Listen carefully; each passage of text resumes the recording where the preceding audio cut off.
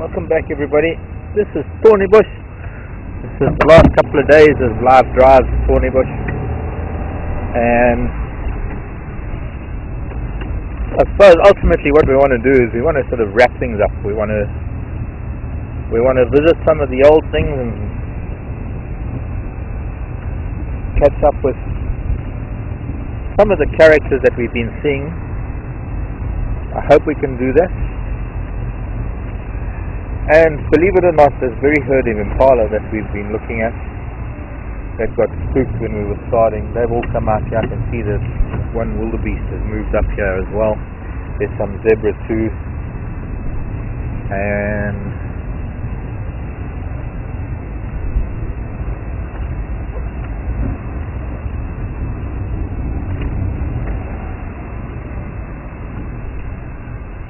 I'm hoping we can just spend a bit of time with them.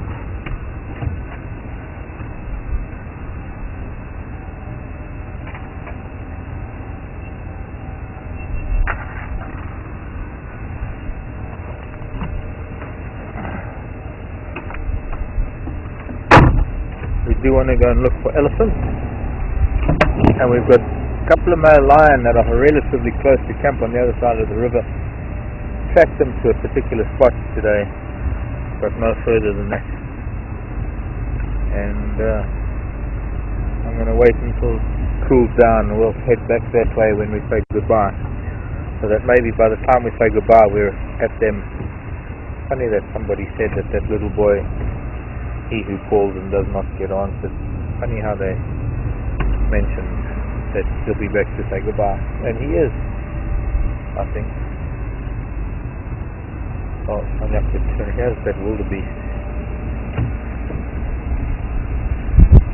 He's a marine corporal, this wildebeest. He's on loan from a base over on Hawaii. He's a very good friend of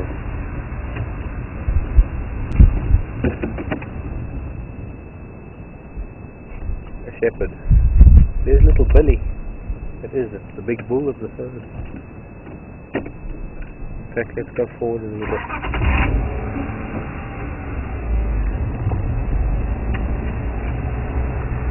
The zebra herd just in front of us. Seems like they've all sort of come around. I will try and come and visit them again before we go. But I think of all the locals that we get to know, there's been a small herd of zebra. They're all walking to the west, so we might not see them till later. But this herd, there's the stallion, funny enough. Stallion and one of his mares still here, and little Billy. You can see him through the trees. Is that okay? That's the mare on the right. That's the mare that has had the scar on her neck. In fact, if you look just above little Billy right now, you'll actually see quite an anomaly in her neck. It's like got this little double chin thing going, but that's not just the mare, I'm sure. And somehow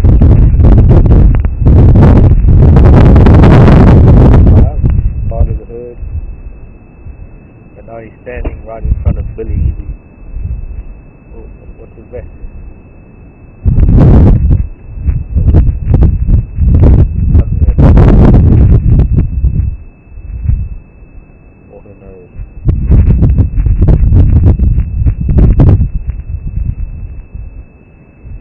That's a zebra that could tell us some stories.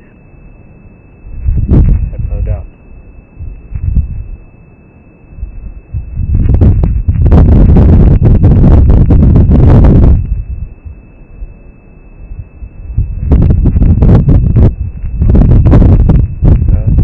But it is. I know there's a lot of wind noise. Am I not hearing anything?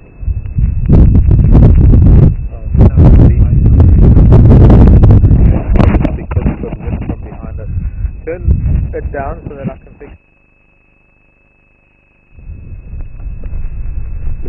The wind's coming from right behind us, and that tiny little piece of smoke doesn't help much. Got to get it 3 years. Evil duck tape. Evil duck tape.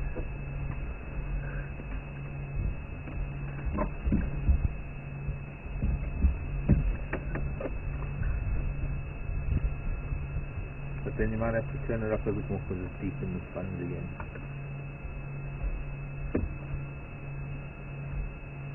In fact, can't we just put it in the sponge? Maybe we could.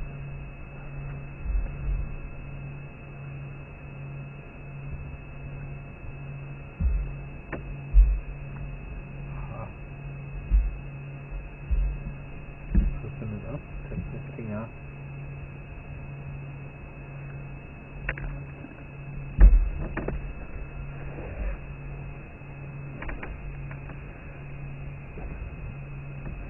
Put it in the sponge.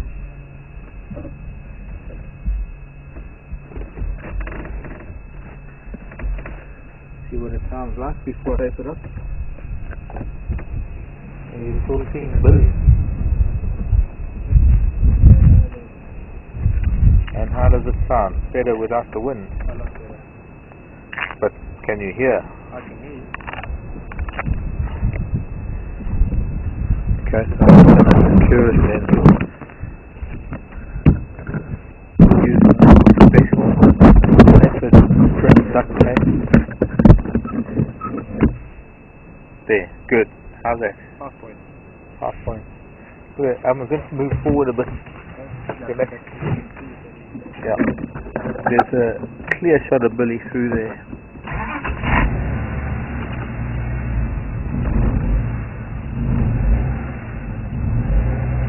Is that good?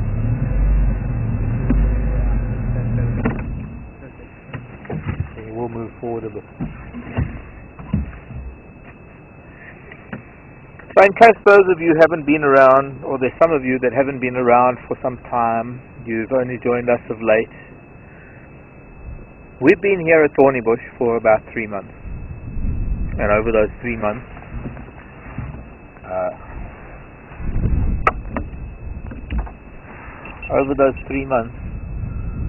we've gotten to know some individual animals, some creatures that, no, we can't because of the sun.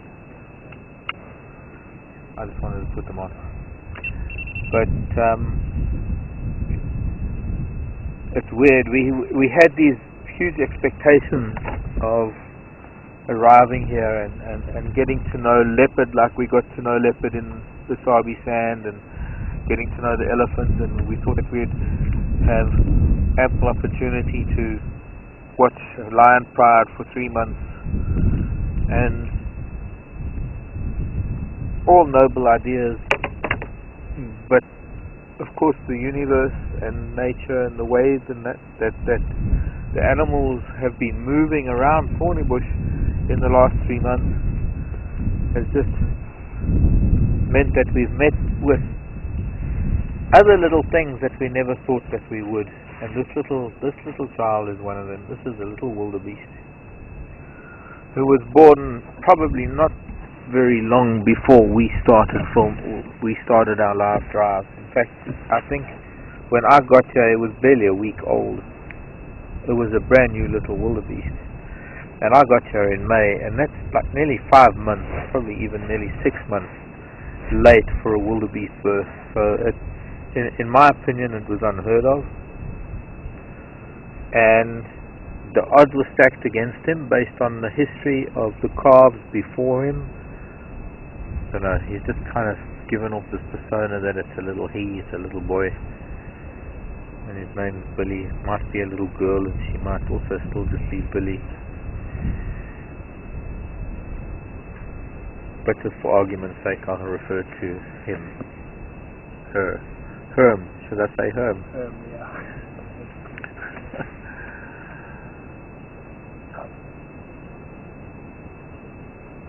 It varies. The number of the adults in this herd, the females, there's the one big bull who we've just seen. In fact, he was the one that was with the impala. He's actually run back to join the herd. And we can only see Billy and his mom, and the other wildies are standing behind some of this acacia. And some of them are moving around. I can see one of the other 3-year-olds moving. Might actually move towards Billy. But I would say at least 6 if not 7 calves that were born in the summer lost their lives to leopard. I doubt lion. I don't think the lion were here. I don't think lion visits this part of the world very much at all. I know that they have, and we've filmed them here, but it's a case of they use it to get from A to B. This is not a place where lion hang around, and I suppose they can't, because there are quite a lot of animals here, and if they just hung around here, animals would shout at them every day and they'd never get any hunting done. So it's not that lion kind of find places where the best hunting is. It's the places where are the best hunting. It's wiser to go there every now and then and hunt something. But if you stick around in the area, in the daily movement of the animals, they'll find you and they'll shout at you and they'll shout at you till you get no peace and you can't hunt anymore. So you have to move on, and you'll find a place where it's peace and quiet, where you can sleep and hunt. The odd wanderer coming through the bush where there aren't a lot of other animals. That's why we find lion kills where there aren't that many other animals. The more eyes, the more ears, the more bodies, the more there is a chance of not being the one killed, but also the more chance there is of a predator being detected. So we do find game in concentration. For this little one to survive, it's been, well, I wouldn't say a miracle, but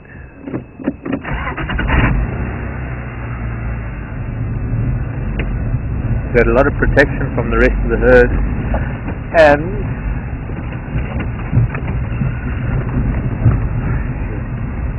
probably had a lot of life lessons, more than the average little wildebeest.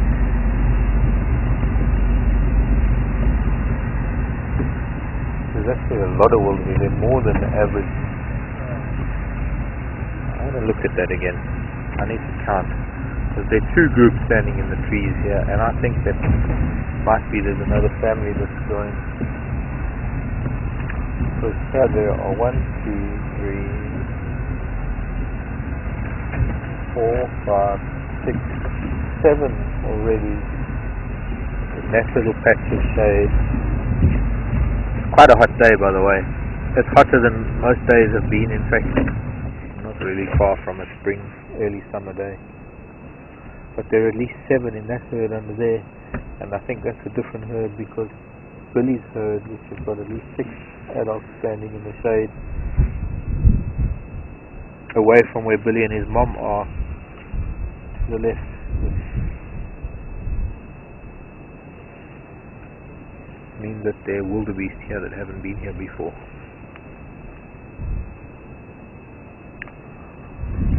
But it's not the time of day to see them, because it's hot. They want to be in the shade. They're not really worried about predators. They don't need to worry about the proximity of stalking cats, because it's just not in the cat's nature to go and waste energy by stalking at this time of day.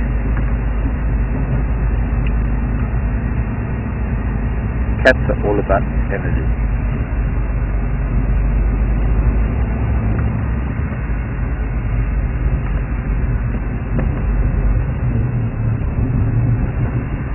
Male, and there's his missus, the 2 of them having a beautiful Friday afternoon in the shade. Can you see him? Yeah.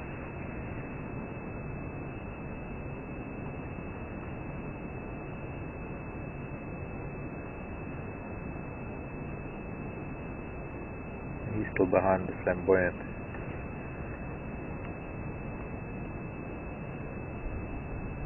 No, she is. He's the one that's walking to the left. She's dawdling. She's browsing.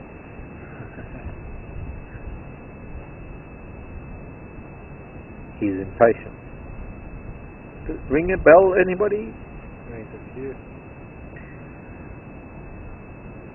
Okay, can we move on already? He turns around, starts to scratch his back.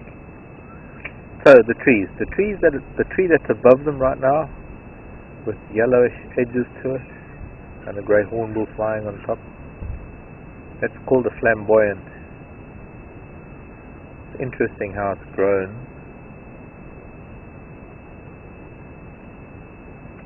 It doesn't like the north wind, so it's protected itself against the north wind.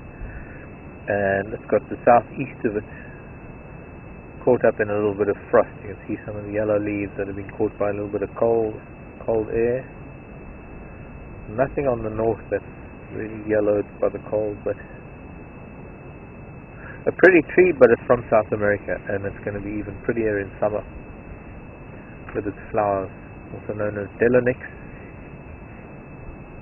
Delonix. Was it Y? Delonix. Could be with a Y. Then I'll check. And then there's a fig, and then there's a mahogany, the Natal mahogany, beautiful kush, it's called. 3 trees of an old homestead.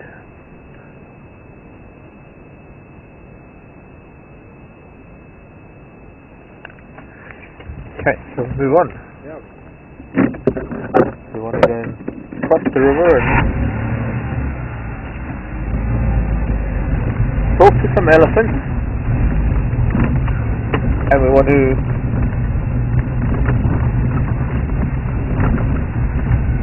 get to a particular part of the eastern side of our area towards sunset to see if those little boy lion are going to stand up and start complaining about their lot in life.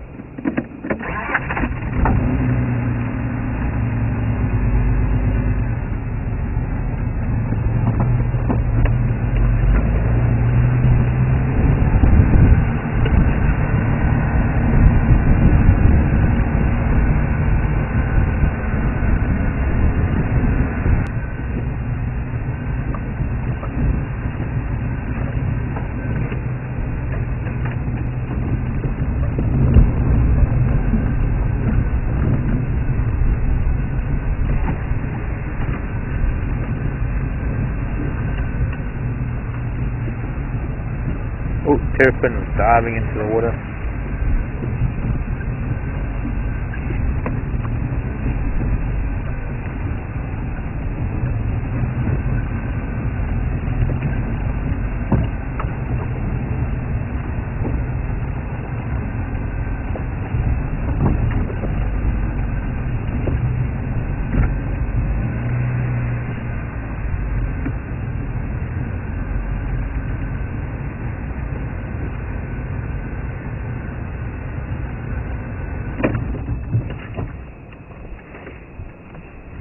Sorry, boy, I didn't mean to startle you.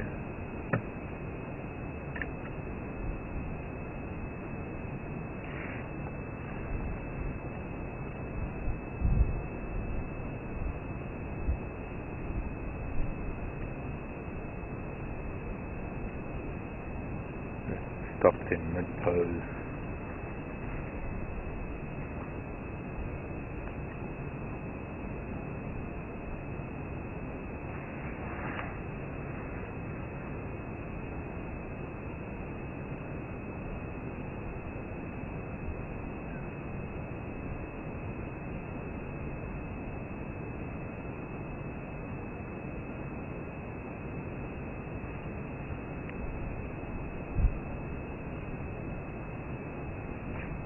You're the old man that had the damaged eye that time,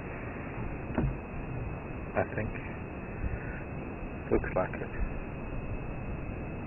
Yep, it's you. I can recognize you by your ear. At least I can see you opening your eye now.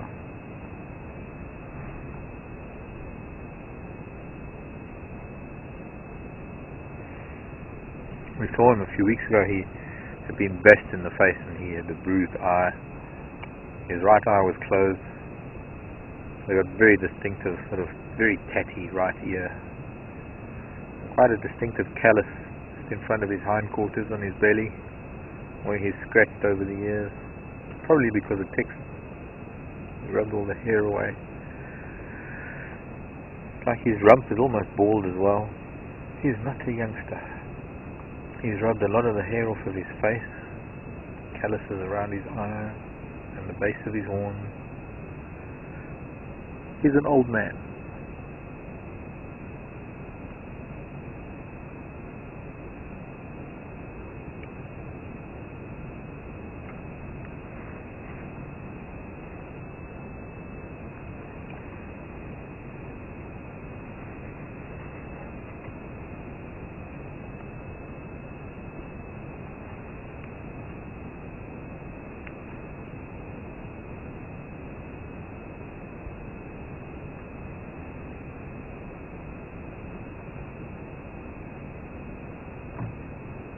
And at this point, a bit of a standoff.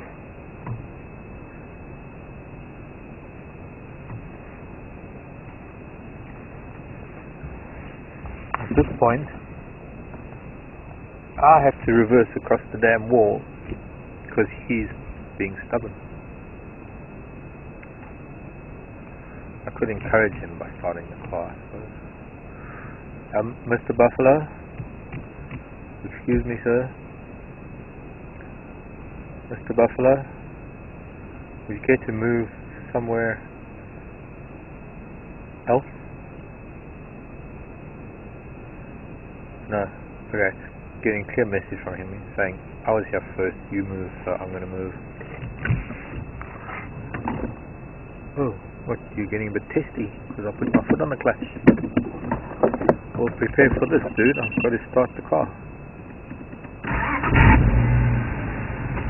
Bye. See you later.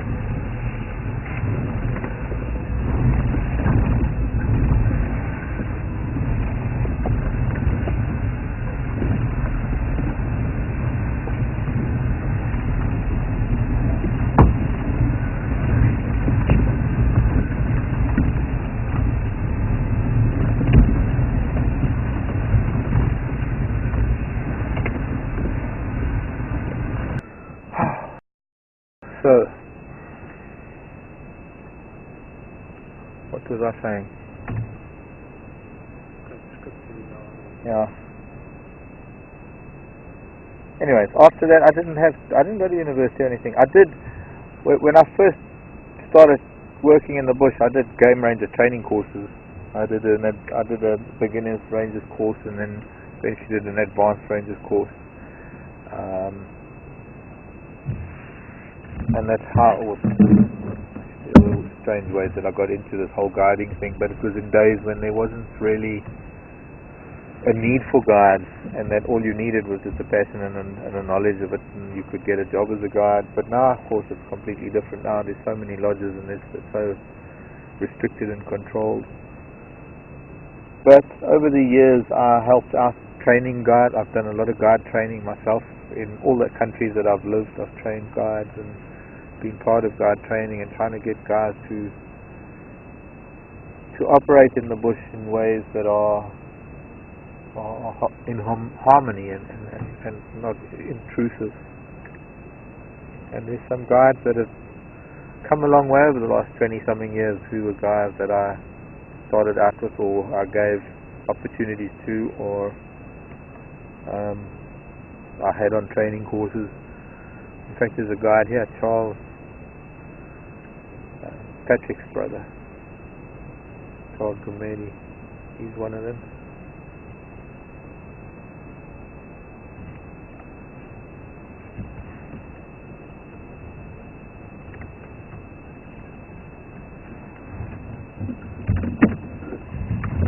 Charles is here. Charles I hired was his first job, in fact, as a guide when I hired him a long time ago.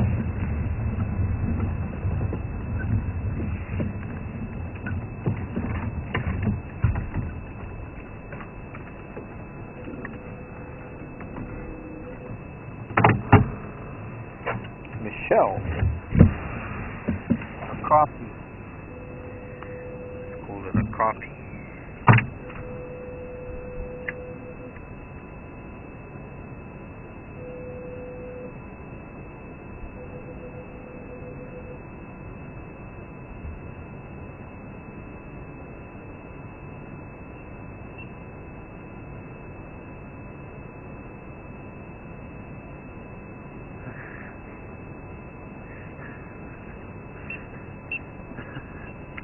Oh gosh. What? Nothing. Prima donna? No. What can I say?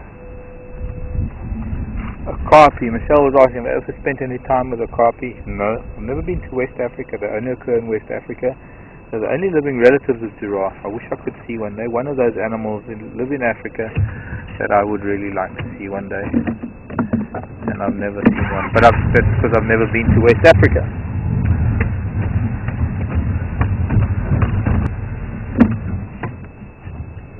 Cross my hat.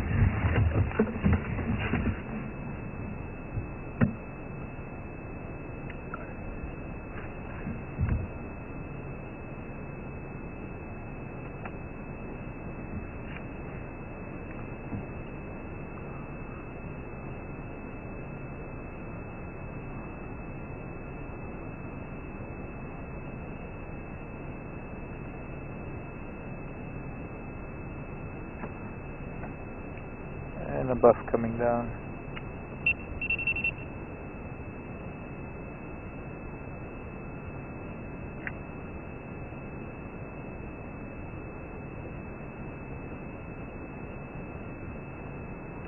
Fast asleep.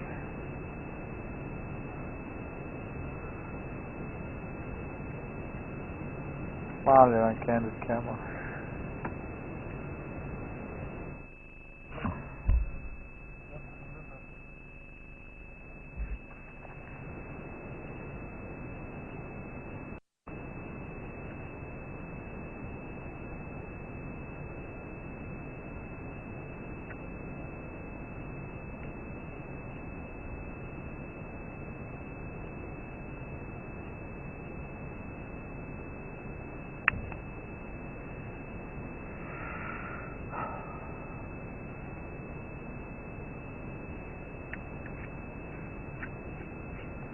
So I've had training that is far better than any formal training or academic training. I've been trained by the best.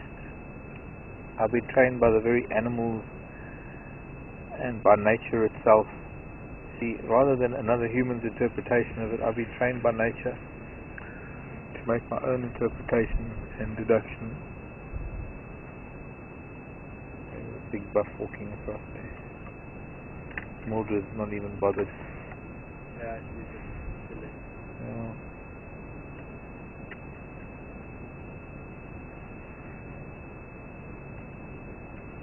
Should I go and pull her tail? No. No. Okay. Should I go and pose with her? Our posing will be better. sort of go and kneel down next to her and put my sunglasses on her face. Oh yeah.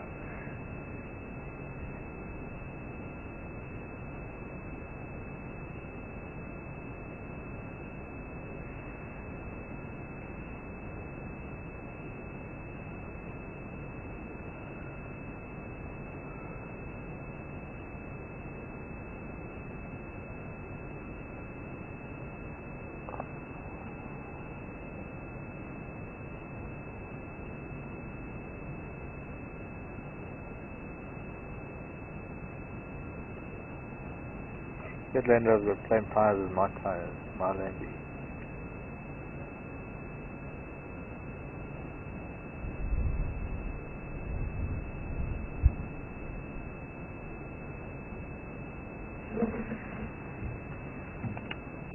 Come on, Robert, move on already.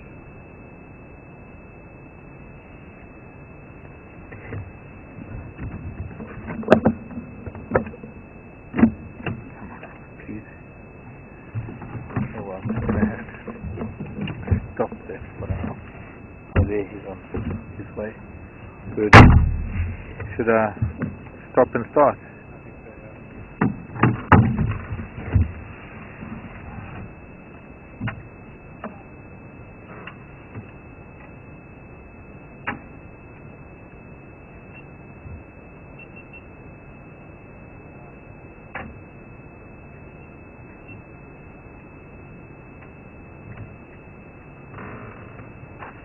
Yeah, we saw the crocodile. Thank you very much, people.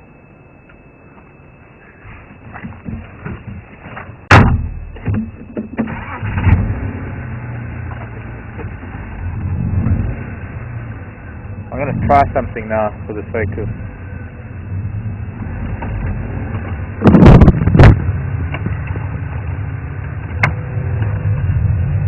camera work. Did I start it again? Yeah, you said that had it once.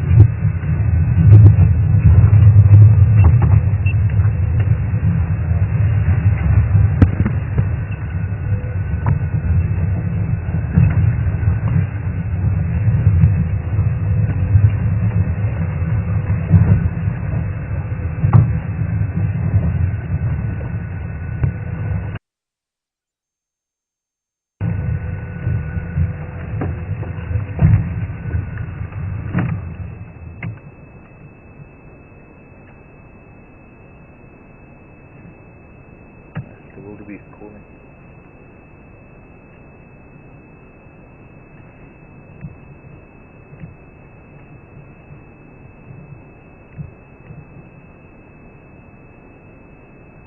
Why the wildebeest are calling?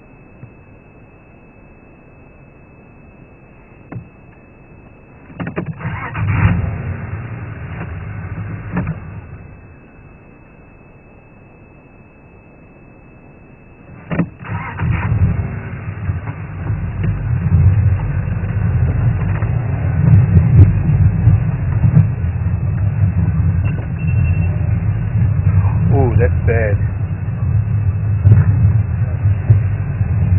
Just dropped a bit of fluid in the room.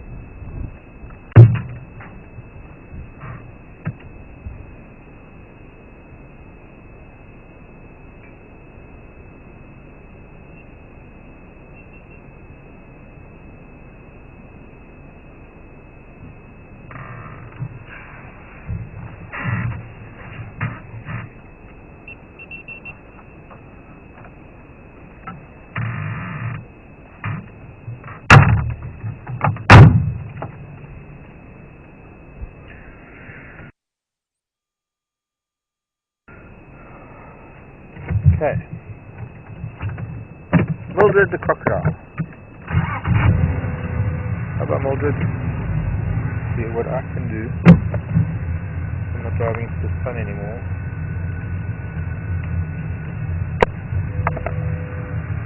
Put my other eyes on. Goodbye, girl.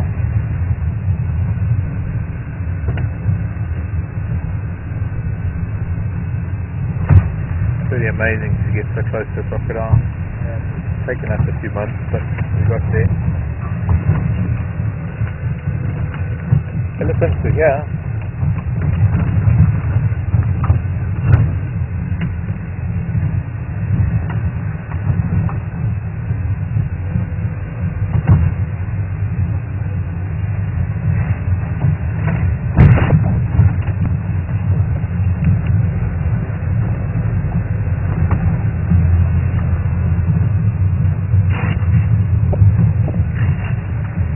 Probably here yesterday after we saw them.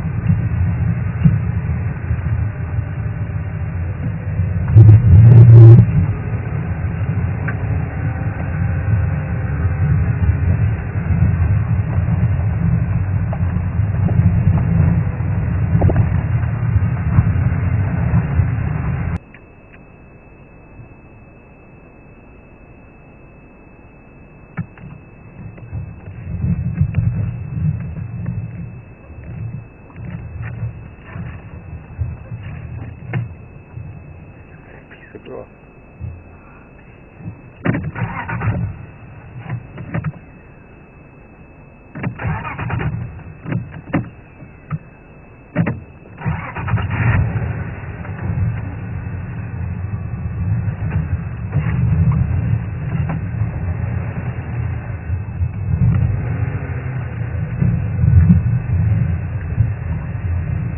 My mum is the buffalo.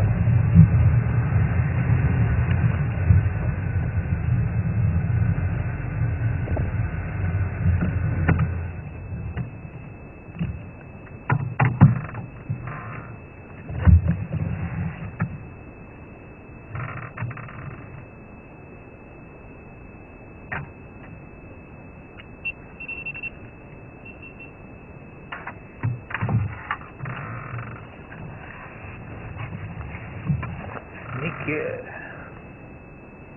Sneaky, sneaky.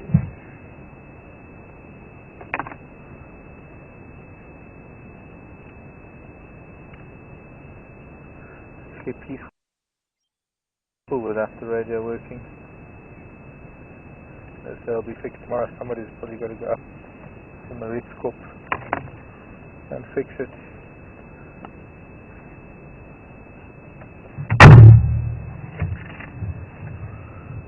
Okay.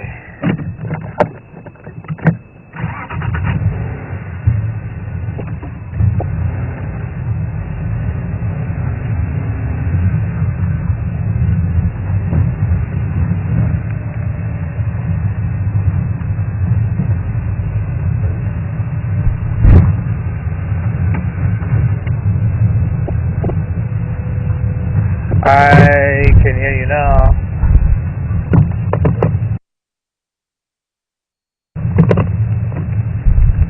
Yeah, just hear pieces cutting out all the time.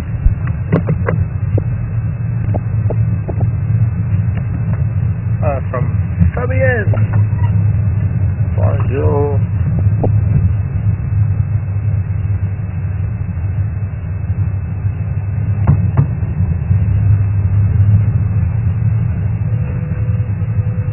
Fabienne in Quebec, Canada. Hello, Flick. Flick in Canada. The most beautiful blossoms of the spring. This is the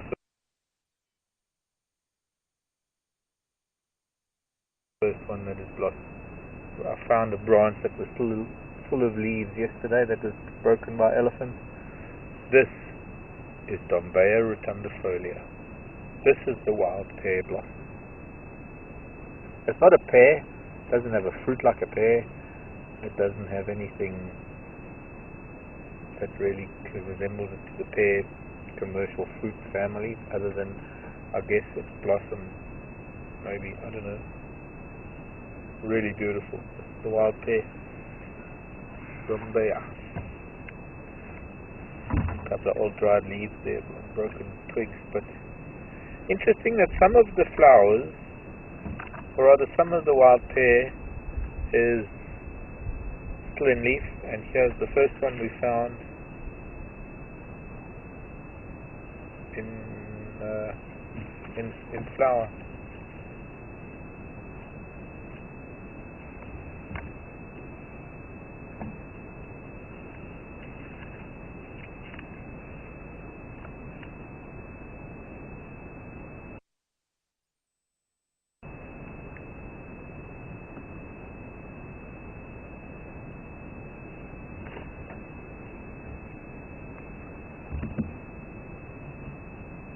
I don't know how close you can get.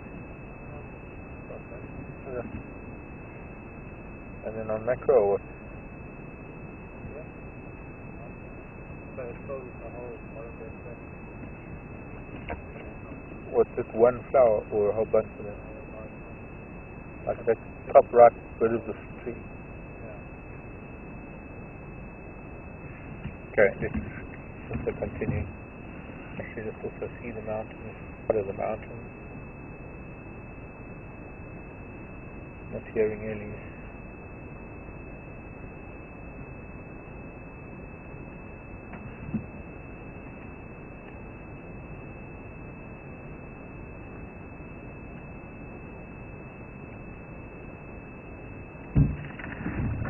Oops, sorry, I moved. That's interesting. It seems to have been in flower already for a couple of days. I must have missed it. We had on Mugwort Road, I just missed it. One of the first few wild pears in flower, but I'm glad we caught it.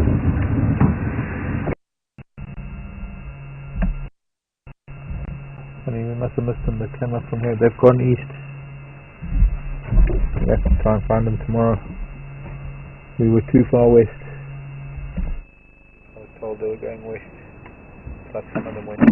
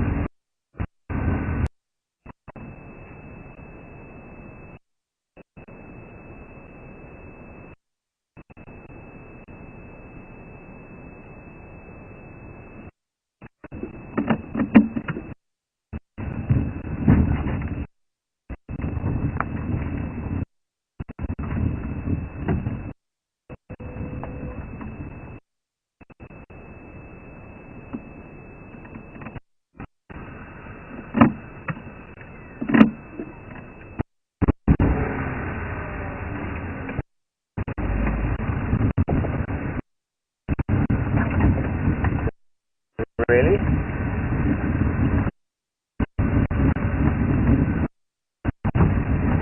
Okay. Let's run a little bit later. So we get close to the for now. No, it's 5:30, but